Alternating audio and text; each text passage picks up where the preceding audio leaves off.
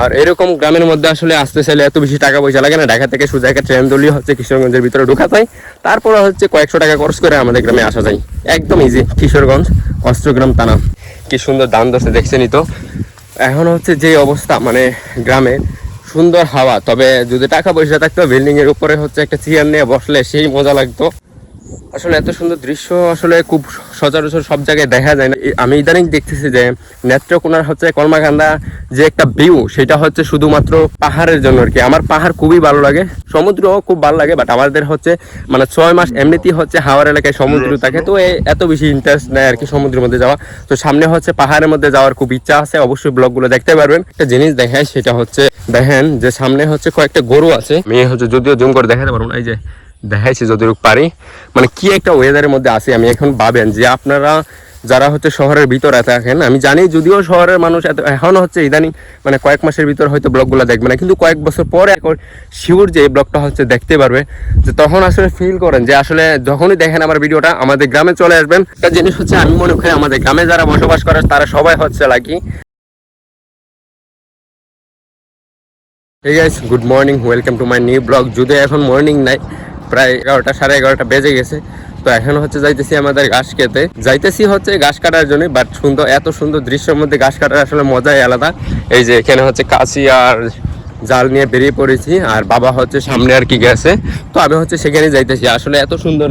এখন হচ্ছে এমন একটা সময় মানে বসন্তকাল আর কি, চারিদিকে হচ্ছে হাওয়া বইতেছে, আর তার মাঝখানে হচ্ছে আমি হালকা পাতলা আর কি রোদ উঠছে। তো আসলে এখন যে দিনকার পড়ছে মানে বেশিরভাগই আর কি বৃষ্টির সময়। মানে আমি চাইছিলাম এই ব্লগটা হচ্ছে আর কয়েকদিন আগে দেওয়ার জন্য, মানে কয়েকদিন যাবত হচ্ছে মানে বৃষ্টি ছাড়তেছে না, যার কারণে আসলে ভিডিও দিতে পারছি না। আর গাইস এদিকে হচ্ছে মানে দেখতে দেখতে হচ্ছে মানে ধানগুলা পেকে যাইতেছে। এই যে ধানগুলা আইসা পড়ছে প্রায়, এখন হচ্ছে আর কয়েকদিন পরে পেকে যাবে।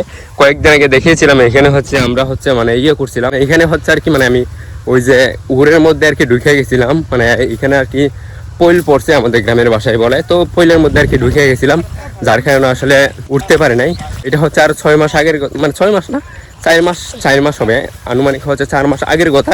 এই যে এই জায়গাটার মধ্যে হচ্ছে, আর এখন হচ্ছে এখানে হচ্ছে ধান টান ধরে গেছে, কি সুন্দর ধান ধরছে দেখছেনই তো। এখন হচ্ছে যে অবস্থা মানে গ্রামে, সুন্দর হাওয়া, তবে যদি টাকা পয়সা থাকতো বিল্ডিং এর উপরে হচ্ছে একটা চেয়ার নিয়ে বসলে সেই মজা লাগতো। মজা লাগলেই তো হবে না ভাই, কর্ম করে খেতে হবে। তাই আর কি আমি কাঁচি আর হচ্ছে দেন জাল নিয়ে বেরিয়ে পড়েছি গাছ নেওয়ার জন্য। আমার বাবা হচ্ছে অলরেডি গাছ কাটতেছে, তো আমার হচ্ছে একটা কাজ ছিল, যার কারণে আর কি আমি একটু পরে যাইতেছি। যদিও এখন হচ্ছে মানে প্রায় দুপুর বেলা হইতে চলেছে, আর 1 ঘন্টা পরে হচ্ছে দুপুর হয়ে যাবে। সেই লাগে গাইস, মানে হাওড়ে আর কি মানে এরকম প্রকৃতি আর কি গ্রামেই পাওয়া যাবে। যদি আমি বারবারই বলি, কারণ আমি গ্রামটাকে আর কি খুব ভালোবাসি, যার কারণে আসলে আমি গ্রামে বারবার হাওড়ে ছুটে আসি। তো এখন হচ্ছে আমি প্রায় কথা বলতে বলতে চলে এসেছি ঘাস খেতে।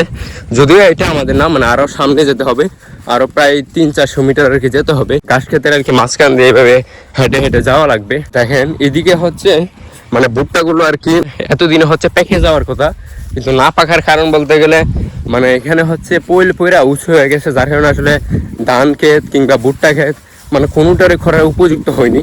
তারপরে হচ্ছে ঘাস ক্ষেত যে লাগাইবো মানে ওইরকম কোনো সিস্টেম নাই, মানে এত খাদা পলিমাটি আর কি, পলিমাটি বলে আমি জানি না সঠিক। তো এইখানে এর মাঝখানে হচ্ছে এখানে হচ্ছে চাষ দেওয়া হয় নাই, মানে এখানে আশেপাশে যতগুলা জমি আছে আর কি ভুট্টা খেতে, তো একটার মধ্যে আর কি চাষ দেওয়া হয় নাই, যার কারণে আসলে একটু পুষ্টি কম পাইছে, মানে সার দিছে হয়তো। আর এইদিকে দেখেন গাছ, মানে এত ছোট ছোট গাছ, মানে ভুট্টা আমি দেখাই ভিতরে গিয়া, মানে আসলে আমি একটা জিনিস বলি, মানে এই যে ভুট্টা গাছগুলো ছোট ছোট রয়েছে, মানে পুষ্টি কম পাইছে যদিও, তারপরে হচ্ছে বড় হওয়ার কথা। তার কারণ হচ্ছে এখানে যখন পলিমাটি মানে যখন হচ্ছে কাদামাটি ছিল, তখন হচ্ছে তারা রুইছিল আর কি, ভুট্টার জমি আর কি রুইছিল। তবে এটা হচ্ছে এখানে যদি আর কি ছাঁচ দেওয়া রইতো তাহলে হয়তো আর কি তাড়াতাড়ি স্বাভাবিক অবস্থায় বড় হয়, তো সেইভাবে হচ্ছে বড় হইতো।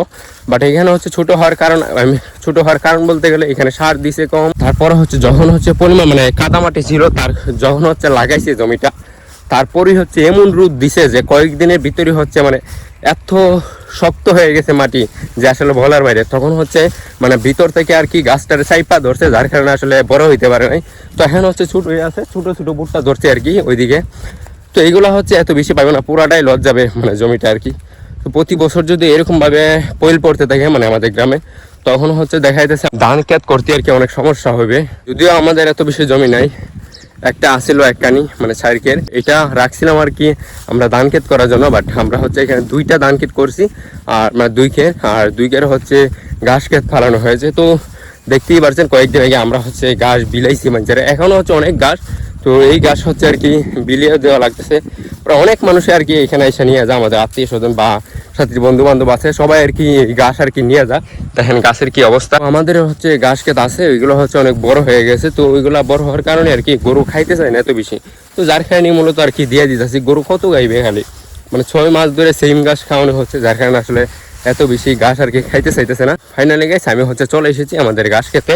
এটা হচ্ছে কয়েকদিন আগে আমরা কাটছি, বাট সামনে হচ্ছে আমাদের ঘাস খেতে। এই যে এটা বাবা হচ্ছে দেখাই, বাবা হচ্ছে ঘাস কাটতেছে।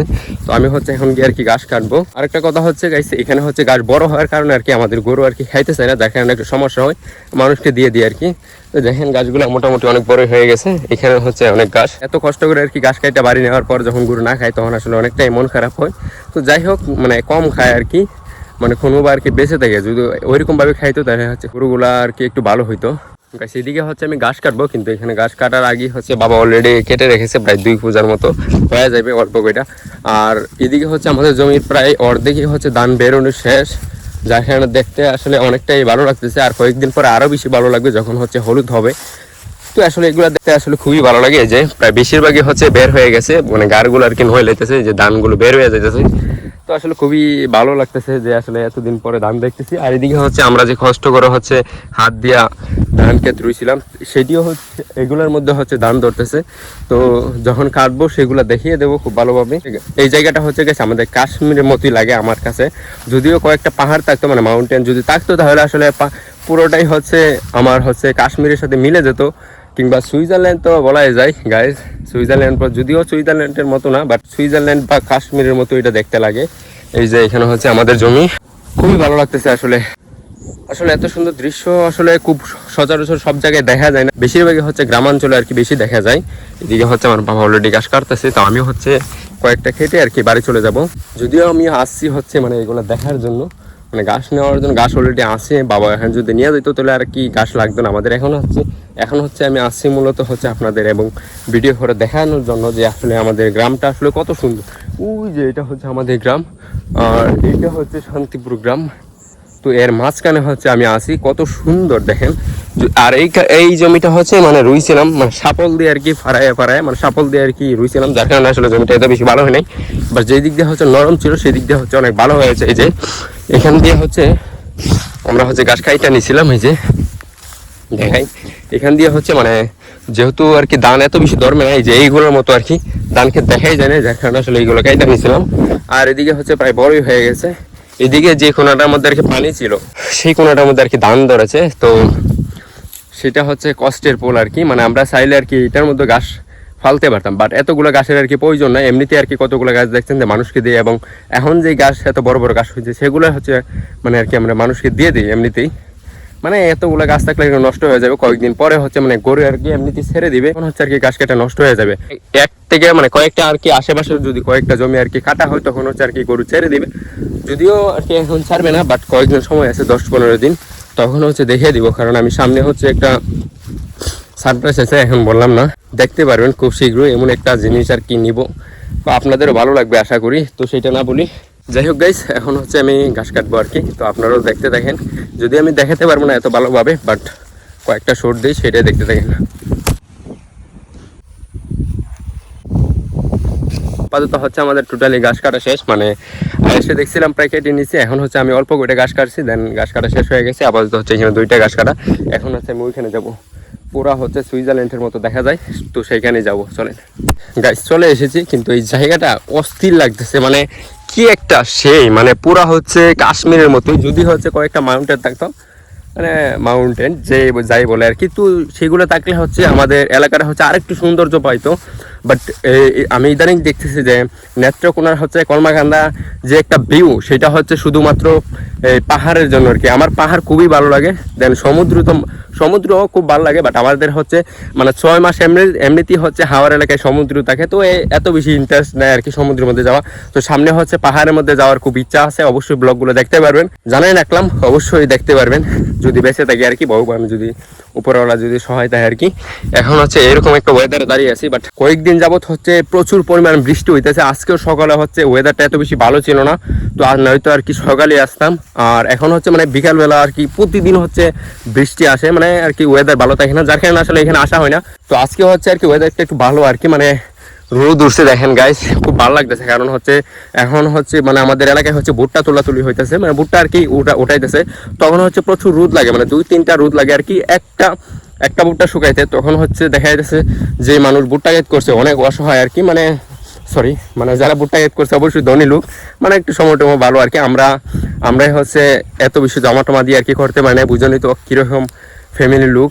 আর কয়েকদিনের ভিতর হচ্ছে ভুট্টা উঠানো শেষ হয়ে যাবে, তারপর হচ্ছে ধান লাগবে। ভুট্টার ভিডিও হচ্ছে আমি রিসেন্টলি দিতে পারতেছি না, কারণ হচ্ছে প্রচুর কাজের চাপ, দোকানে যাওয়া, ভিডিও এডিটিং, ব্লগ করা, ঘাস নেওয়া, গরুকে পানি দেওয়া, সব A to Z কাজ আর কি করতে হইতেছে। তো এখন আমি একটা জিনিস দেখাই, সেটা হচ্ছে দেখেন যে সামনে হচ্ছে কয়েকটা গরু আছে, দেখাইতেছি। এই যে আমি হচ্ছে যদিও জুম করে দেখাতে পারবো না, এই যে দেখাইছি যতটুকু পারি, মানে কি একটা ওয়েদারের মধ্যে আছি আমি এখন। ভাবেন যে আপনারা যারা হচ্ছে শহরের ভিতরে থাকেন, আমি জানি যদিও শহরের মানুষ এখন হচ্ছে ইদানিং মানে কয়েক মাসের ভিতর হয়তো ব্লগগুলো দেখবে না, কিন্তু কয়েক বছর পরে আমি আশা করি শিওর যে এই ব্লগটা হচ্ছে দেখতে পারবে, যে তখন আসলে ফিল করেন যে আসলে যখনই দেখেন আমার ভিডিওটা আমাদের গ্রামে চলে আসবেন, মেসেজ দেবেন, সমস্যা নাই, ইনবক্স করেন, রিপ্লাই দেবো। আমাদের গ্রামে হচ্ছে আসলে সমস্যা নেই, ঘুরাই দেবো।